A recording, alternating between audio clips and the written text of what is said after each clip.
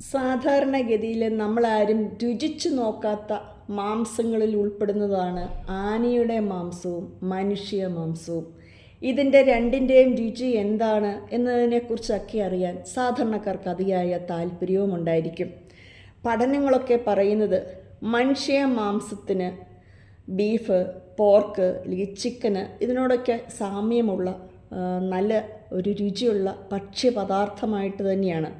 പണ്ട് കാലത്ത് നമ്മൾ കേട്ടിട്ടുണ്ട്, ഒരു തവണയെങ്കിലും ഒരാൾ മനുഷ്യമാംസം രുചിച്ചു കഴിഞ്ഞാൽ പിന്നീട് ആ രുചിക്ക് നമ്മൾ അടിമയായിട്ട് മാറുമെന്ന്.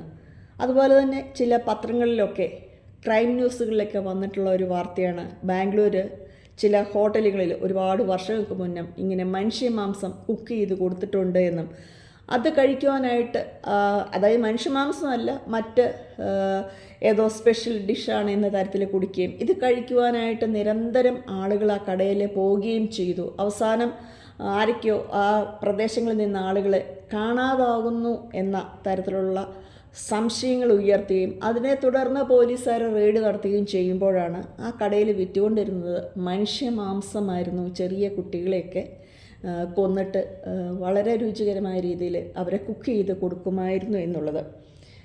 ഇതിന് സമാനമായ മറ്റൊരു കാര്യമാണ് നമ്മൾ പലരും കേട്ടിട്ടുണ്ടാവും, മലയാളികളെയൊക്കെ സംബന്ധിച്ചിടത്തോളം ആന വലിയ ജീവിയാണെങ്കിലും ഇതിൻ്റെ മാംസം ഭക്ഷിക്കാൻ കൊള്ളില്ല എന്ന്. ചിലർ പറയുന്നു ആനയുടെ മാംസം ഒരുപാട് സമയമെടുക്കും, അത് വെന്ത് കഴിയുമ്പോഴേക്കും അതിൽ നിന്ന് പതയാണ് പൊക്കത്തിലോട്ട് വരുന്നത്, അതിനകത്ത് കൂടുതൽ ഞരമ്പുകളുണ്ട്, അതുകൊണ്ട് ആനയുടെ മാംസമൊന്നും കഴിക്കാൻ കൊള്ളില്ല എന്നാണ്. പക്ഷേ ഈ പറയുന്ന കാര്യമൊക്കെ വളരെ തെറ്റാണ് എന്ന ഒരു പുതിയ വാർത്ത പുറത്തേക്ക് വന്നിട്ടുണ്ട്. അതെന്താണെന്ന് നമുക്ക് കാണാം. നമ്മൾ ആദ്യമായിട്ട് മനസ്സിലാക്കുക, നരഭോജികൾക്ക് ഒരുപക്ഷെ മനുഷ്യമാംസത്തിൻ്റെ കൃത്യമായിട്ട് രുചി അറിയാം.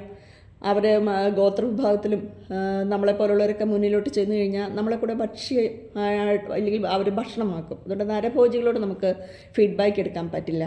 പിന്നീട് മനുഷ്യമാംസം ഭക്ഷിക്കുന്ന ഒരു വിഭാഗമായിട്ട് നമ്മൾ ധരിച്ചു വെച്ചിരിക്കുന്ന അഘോരികളെയാണ്. അപ്പോൾ അഘോരികളോട് ചോദിച്ചപ്പോൾ ഉപ്പ് കലർന്ന ഒരു ടേസ്റ്റാണ് മനുഷ്യമാംസത്തിന് എന്നാണ് അവർ പറയുന്നത്. അതിലെത്രമാത്രം യാഥാർത്ഥ്യമുണ്ട് എന്ന് നമുക്കറിയില്ല. കാരണം സയൻറ്റിഫിക് ആയിട്ട് ഉള്ള പഠനവും ഈ അഘോരികൾ പറയുന്ന റിപ്പോർട്ടും തമ്മിൽ വളരെ വ്യത്യാസമുണ്ട്. മനുഷ്യമാംസത്തിന് വളരെ രുചികരമായ ഒരു സാധനമാണ് എന്ന് അതിനെ ശരിവെക്കുന്ന മറ്റ് ചില നിഗമനങ്ങളുണ്ട്. അതായത് വിദേശ രാജ്യങ്ങളിലൊക്കെ പങ്കാളികളിൽ ഈ മനുഷ്യരെ കൊന്ന് കറി വെച്ച് അവരുടെ ആന്തരിക അവയവങ്ങളൊക്കെ അച്ചാറിട്ട് അല്ലെങ്കിൽ മസാല ചേർത്ത് ഫ്രൈ ചെയ്ത് കഴിച്ച ആളുകളുണ്ട്. അപ്പോൾ അത് രുചികരമായ ഒരു സാധനം തന്നെയായിട്ടാണ് അവരുടെ വായിൽ നിന്നും നമുക്ക് കിട്ടിയിരിക്കുന്ന റിപ്പോർട്ട്.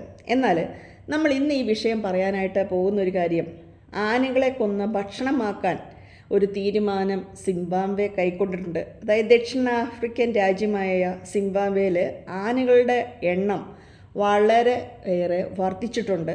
അപ്പോൾ ഭക്ഷണമില്ല, ആനകൾ നേരിടുന്ന ഒപ്പം മനുഷ്യരും നേരിടുന്ന ചില വെല്ലുവിളികളെ പരിഹരിക്കുവാനായിട്ടാണ് ഈ ഒരു കാര്യം അവർ തീരുമാനിച്ചിരിക്കുന്നത്. ആദ്യമായിട്ട് സ്വകാര്യ റിസർവുകളിലെ 50ഓളം ആനകളെ കൊല്ലാനാണ് അവരുടെ തീരുമാനം എടുത്തിരിക്കുന്നത്. അപ്പോൾ ഈ ആനകളുടെ മാംസം തദ്ദേശീയരായ ജനങ്ങൾക്കാണ് അവർ നൽകുന്നത്. അപ്പോൾ ആനയുടെ കൊമ്പ് രാജ്യത്തിൻ്റെ പൊതു സ്വത്തായിട്ട് സൂക്ഷിക്കുകയും ചെയ്യും. എന്നാൽ ധാർമ്മികവും നിയമപരവുമായ കാര്യങ്ങളാൽ ആനയുടെ മാംസം ഒരുപാട് പ്രചാരത്തിലില്ല. പക്ഷേ ആഫ്രിക്കയിലെ തന്നെ ചില ഗോത്ര വിഭാഗങ്ങളിൽ ഈ ആനയുടെ മാംസം കഴിക്കുന്നവരുണ്ട്.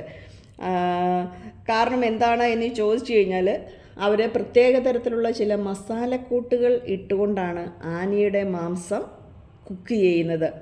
അതുകൊണ്ട് തന്നെ പോർക്ക്, ബീഫ് മാംസങ്ങളെപ്പോലെ രുചിയുള്ളതും മധുരമുള്ളതുമാണ് ആനയുടെ മാംസം എന്നാണ് പറയുന്നത്.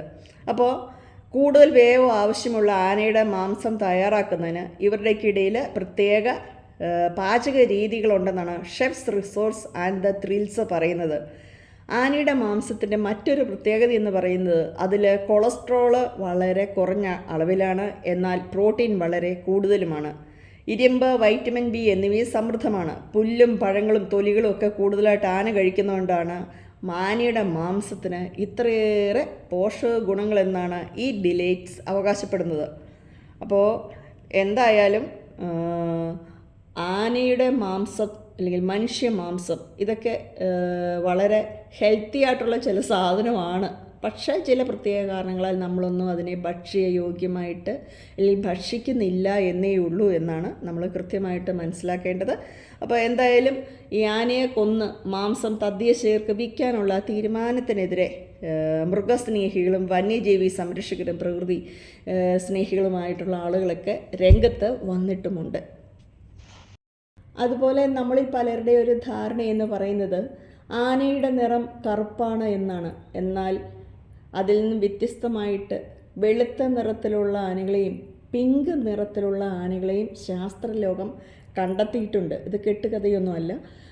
ചില സാഹചര്യങ്ങളിലൊക്കെ പറയുന്നത് നമ്മൾ കേട്ടിട്ടുണ്ട് ഐരാവതം വെളുത്ത ആനയായിരുന്നു എന്ന്. അപ്പോൾ അതിൻ്റെ ശരീരത്തിൽ ചില ഘടകങ്ങൾ കുറവായതുകൊണ്ടാണ് സമാനമായ രീതിയിലാണ് ഈ പിങ്ക് നിറത്തിലുള്ള ആനകളെയും കാണപ്പെടുന്നത് എന്നും പറച്ചിലുണ്ട്. എന്തായാലും പിങ്ക് നിറത്തിലും വെളുത്ത നിറത്തിലൊക്കെ ആനകളുണ്ട്, അല്ലാണ്ട് ഒരു കറുത്ത നിറത്തിൽ മാത്രമൊന്നുമല്ല. അതുപോലെ നമ്മുടെ നാട്ടിൽ കാണുന്ന ആനകളും ഈ ആഫ്രിക്കയിലെ ആനകളും തമ്മിലും ഒരുപാട് കാഴ്ചയിൽ വ്യത്യാസമുണ്ട് അല്ലേ.